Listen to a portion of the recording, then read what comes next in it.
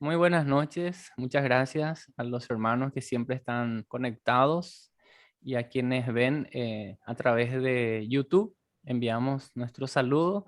Estamos estudiando la Biblia, utilizando este material, un recurso bíblico incluso gratuito y disponible para los que quieran, llamado Interconectados. Estamos terminando casi la lección 13. Esta es la penúltima lección. El próximo encuentro estaríamos cerrando. Y hoy vamos a recordar brevemente los tres testigos que estuvieron presentes cuando Dios hizo el pacto con Moisés, si realmente Israel cumplió o no ese compromiso. Y el veredicto y también quienes fiscalizaron esa acción o esas acciones de los israelitas. En resumen, Dios contó con tres tipos de testigos. Ahora son diferentes testigos para el pacto con Moisés. Eh, Estos testigos son, ¿verdad?, la ley, el canto, los cielos y la tierra. A modo de recordar la ley, vamos a escuchar al hermano que nos va a hacer lectura, Deuteronomio capítulo 31, versículo 26. Dice la palabra del Señor: tomad este libro de la ley y ponedlo al lado del arca del pacto de Jehová vuestro Dios, y esté allí por testigo contra ti. Amén. Amén. Muchas gracias. Qué interesante. Entonces, ¿cuál es el propósito, la finalidad de este libro? Esté como testigo. Entonces, la ley es uno de los testigos. Este es el contrato, dicta el estándar de justicia que acordaron Dios y el pueblo. Ahora, no solamente la ley era testigo, también el himno nacional de los israelitas, el canto. Y dentro del canto habíamos analizado las palabras proféticas. ¿Qué significa esto? Lo que va a acontecer. Y ellos cantaban esto recordando lo que iba a suceder en el futuro en cuanto a obediencia o desobediencia de la ley. Entonces, escuchemos Deuteronomio capítulo 31, versículo 19 y el verso 21. Dice la palabra del Señor, Deuteronomio 31, versículo 19. Ahora pues, escribíos este cántico y enseñalo a los hijos de Israel.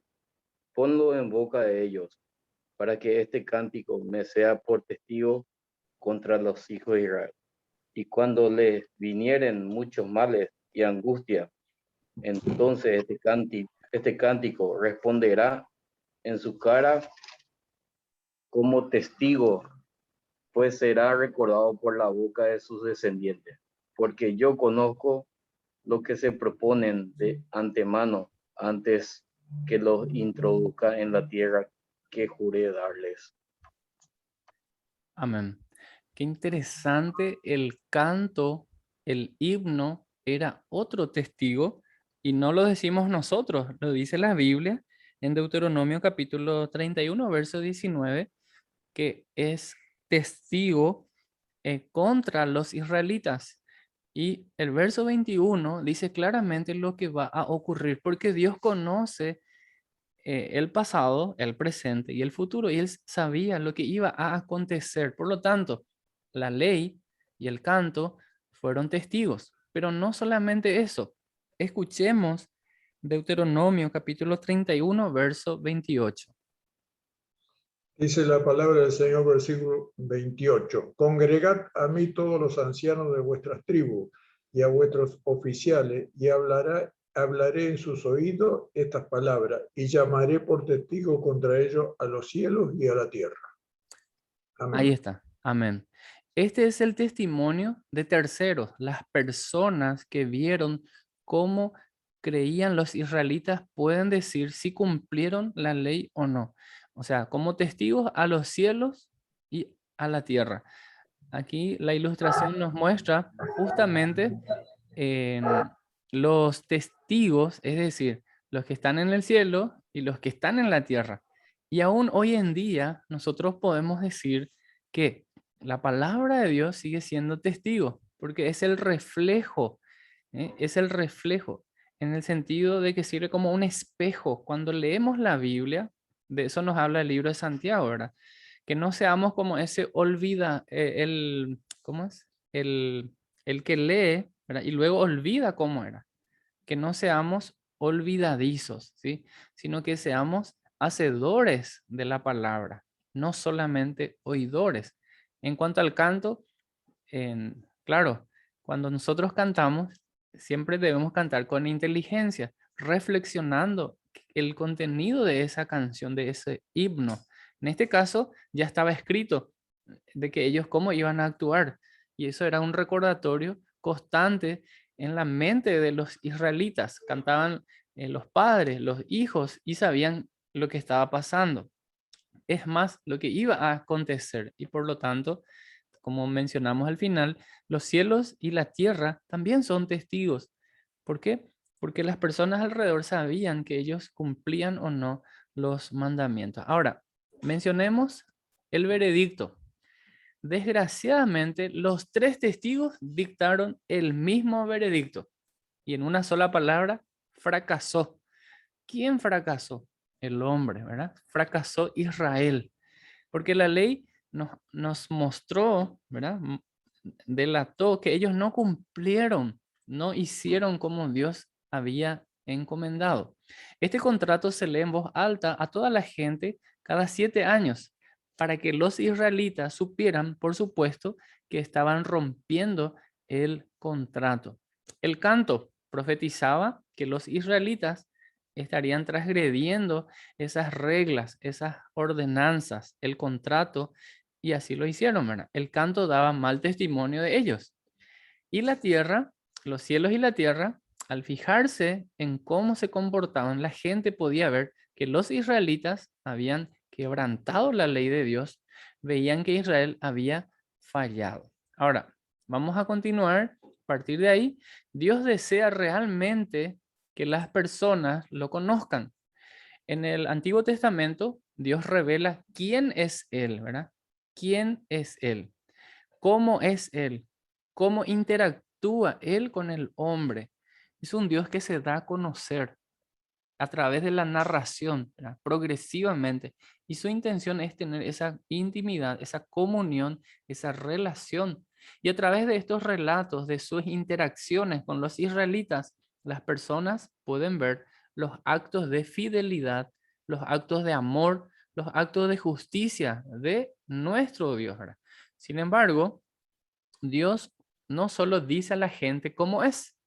Los relatos del Antiguo Testamento muestran estos atributos, por lo que a través de los siglos las personas pueden formarse su propia opinión y sacar sus propias conclusiones acerca del carácter de Dios.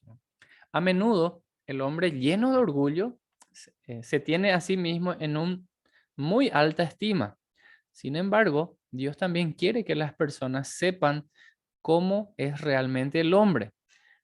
Las personas creen que son buenas, entre comillas, ¿verdad? Y piensan que su estándar inventado del bien y del mal es preciso.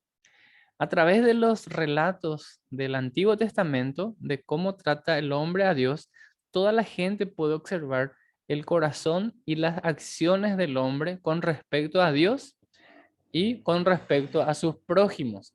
Y sabemos que realmente son malas, pecaminosas y son desleales, o podemos decir infieles, ¿verdad? Cuando Dios llamó a testigos para que observaran el comportamiento de los israelitas, Dios mostró a las personas a través de los siglos que Él es fiel y el hombre no, ¿verdad? Dios nunca cambia, Él es igual, Él es inmutable, es uno de sus atributos. Sin embargo, el hombre cambia de acuerdo a las circunstancias. Para que el hombre se salve de la separación eterna de Dios, Dios necesita actuar porque las personas no pueden salvarse por sí mismas.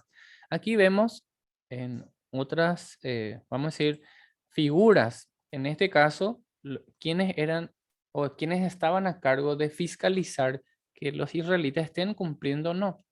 Dios diseñó que el pacto con Moisés fuera un contrato entre él y su pueblo, ¿verdad? Pero ¿Instituyó Dios a fiscales? Es una pregunta, ¿verdad? Dios puso policías para que anunciaran este contrato, si es que se rompe o no. Y vamos a decirlo de forma afirmativa, Dios puso personas que estaban fiscalizando. Y estos fiscalizadores, podemos llamarlo así, eran los profetas, ¿sí? En la Biblia se mencionan los nombres de más de 133 profetas, incluidas 16 mujeres. ¿Cuál era el trabajo? ¿En qué consistía? Escribir la historia bíblica según la interpretación de Dios, enseñar a la gente acerca de Dios, a dar al pueblo las promesas y las profecías de Dios para el futuro. ¿Sí? Ser el defensor, ¿verdad? El abogado, entre comillas, ¿verdad? Este era un trabajo muy interesante de los profetas. Ahora la pregunta, ¿cómo es que sabemos esto? Bueno, la Biblia nos da la respuesta, así como dice en Isaías, ¿verdad? Cuando nosotros leemos la Biblia, los libros de los profetas, observaremos algo muy interesante. Por ejemplo, en el libro de Isaías, el profeta apela a los testigos del contrato. Sí, recordemos que Isaías fue un profeta. Escuchen, oh cielos, ahí subrayamos la palabra cielo. Presta atención, oh tierra. Y esto, como al principio mencionamos, los cielos y la tierra eran testigos. Uno de los testigos que estaban observando si es que Israel cumplía o no el compromiso, ¿verdad? Ese contrato. Esto dice el Señor. Los hijos que crié y cuidé se han rebelado contra mí. Esto nos muestra cómo es el corazón del hombre. Hasta un buey conoce a su dueño y un burro reconoce los cuidados de su amo. Pero Israel, que dice tristemente, ¿verdad? No conoce a su amo. Mi pueblo no reconoce mis cuidados a su favor, ¿verdad? Qué triste esta escena, ¿verdad? Este relato de cómo el pueblo de Israel daba la espalda, se apartaba de su Dios, de su creador. Bueno, Dios nos guarde de que no caigamos en ese mismo error nosotros, ¿verdad? Isaías estaba llamando a los testigos del pacto suscrito entre Dios y el hombre. En este caso, estaba llamando a los cielos y a la tierra para que fueran testigos de lo que había hecho Israel. ¿Y qué había hecho Israel? Se había revelado, se había revelado. Y estos testigos del cielo y la tierra, así como Isaías lo menciona en el libro, ¿verdad? En el versículo 2, en el capítulo 1, lo leímos hace un rato, ¿verdad? Deuteronomio 31, 28, ¿verdad? Porque los cielos y la tierra son testigos acerca de este pacto que Dios había hecho con Moisés y a través de Moisés que ha trasladado al pueblo de Israel. Entonces, en este caso estaba llamando a los cielos para que fueran testigos. Entendemos que Israel hizo lo opuesto a lo que Dios estaba esperando de él, ¿verdad? En el pacto original que Dios hizo con Moisés, ¿verdad? Dios volvió a apelar a los cielos y a la tierra para que fueran testigos del comportamiento de su pueblo. Por lo tanto, ¿qué hicieron los profetas en su labor como defensores, ¿verdad? Como abogados? Vamos a ver dos cosas. Primero, anunciar la maldición, es decir, la consecuencia.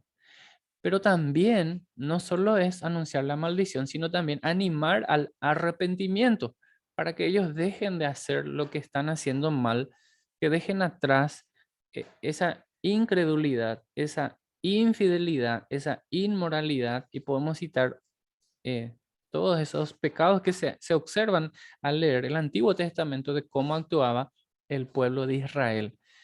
Anunciar la maldición, los profetas eran los que anunciaban la maldición. Cada vez que Israel se rebelaba, Dios lo maldecía. Por ejemplo, un profeta advertía al pueblo que debido a su rebelión continua hacia Dios, él iba a ejecutar la segunda fase de las maldiciones. Entonces, se acercaba otro profeta que advertía al pueblo, si seguían sin obedecer, se iniciaría la siguiente fase. Entonces, ¿qué hacían los profetas? Anunciaban las consecuencias de esas malas decisiones. Las maldiciones que Dios dictó también eran profecías de desastres que eventualmente se cernirían sobre la nación de Israel más tarde en su historia, algo que iba a acontecer.